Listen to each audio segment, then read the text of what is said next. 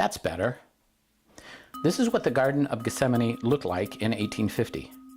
Since Gethsemane means a place where olives are pressed, the garden is basically just a grove of olive trees. All of the Gospels report that Jesus came here with his disciples after the Last Supper. This is how Matthew describes what happens next. Then Jesus went with them to a place called Gethsemane, and he said to his disciples, "Sit here while I go over there and pray." He took with him Peter and the 2 sons of Zebedee, and began to be grieved and agitated. Then he said to them, "I am deeply grieved, even to death. Remain here and stay awake with me." And going a little farther, he threw himself on the ground and prayed, "My Father, if it is possible, let this cup pass from me. Yet not what I want, but what you want." Then he came to the disciples and found them sleeping. And he said to Peter, "So, could you not stay awake with me 1 hour? Stay awake and pray that you may not come into the time of trial. The spirit indeed is willing, but the flesh is weak." You can almost feel the agony in Matthew's description. Jesus is grieved and agitated, deeply grieved, even to death, and most striking, he threw himself on the ground and prayed.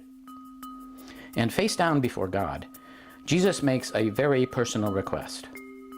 "My Father, if it is possible, let this cup pass from me, yet not what I want, but what you want."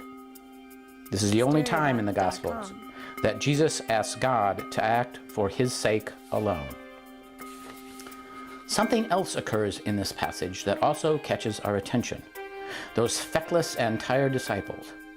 While most of the disciples are dispatched off stage, "Sit here while I go over there and pray," Jesus takes the big 3, Peter, James, and John, and directly asks them to remain here and stay awake with me. Yet they too fall asleep. So here are the disciples, fast asleep. But there's more. This painting is by an Italian artist named Duccio. It was painted in the early 14th century as part of a huge altarpiece highlighting the life of Jesus. Duccio was heavily influenced by Byzantine art. Notice the gold sky, and often portrayed several different scenes on one canvas. This style allowed the artist and the viewer to contemplate different scenes at the same time. Besides the not-so-important disciples who fall asleep as soon as Jesus leaves them, we see Jesus telling Peter, James, and John to stay awake. And in the upper corner, Jesus is praying. But who is this tiny figure half off screen? It's an angel. According to Luke, the only gospel in which an angel appears in Gethsemane, the angel is there to give Jesus strength. Virtually all of the classical paintings of the agony in the garden feature the angel. Why would that be? Take a close look at Jesus in this painting. Does he look in agony or even grieved? Has he thrown himself on the ground? Duccio's Jesus seems almost devoid of emotion, and that's appropriate for when this was painted. In biblical and medieval culture, a display of emotion was evidence of weakness and an alarming lack of self-control.